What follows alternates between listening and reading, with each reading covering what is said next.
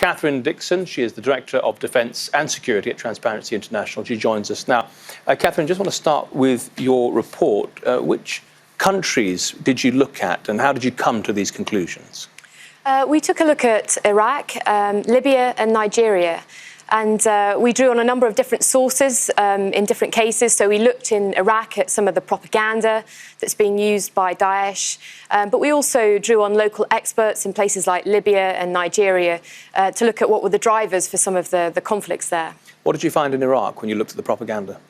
Well, we found that corruption was a major recruitment tool, and a pretty powerful one at that. So groups like Daesh use deep public frustration at the abuse of power. You mentioned nepotism and bribery, but it can be much broader than that. It can be the way that government institutions are inhabited by small groups of people. It could be sectarian in nature. It could be sectarian in nature, but they're operating these institutions using resources and power for the benefit of a minority. And in some cases, defence forces can be out there, but they can be extorting from the local population, and it drives that huge sense of frustration. And in those videos, they're linking the corruption with support from the West.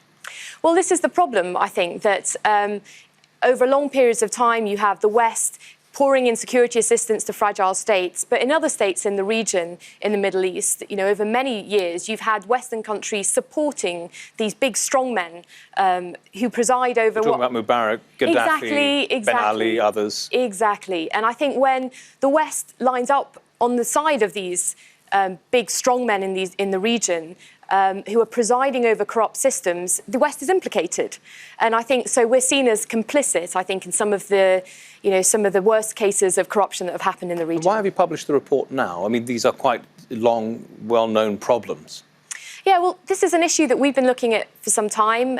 We've been looking at how corruption drives insecurity globally for a long time, and we're quite well known in this field. So we've produced quite a lot of reports, but I think this one's particularly timely because we can see, Iraqi forces are gaining ground in Mosul on the one hand, but if that ground is to be kept, then we also need to see them tackling the root causes of why they lost it in the first place.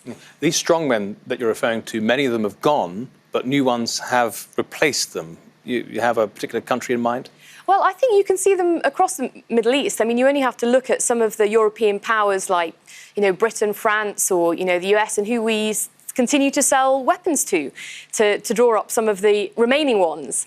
And I think when we're looking at those kind of relationships, we need to be thinking, how transparent are these regimes that we're selling weapons into?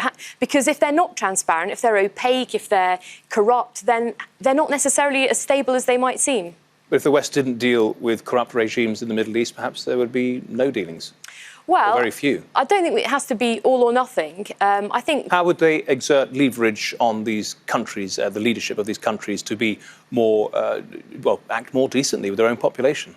I think there's some very basic things that could be done in the first instance. So I think if the West is going to continue to sell some of its most advanced technology to give security assistance into these places, they need to ask something in return.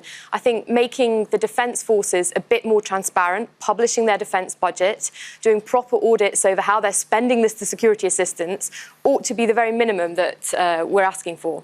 OK, Katherine Dixon from Transparency International, thank you very much.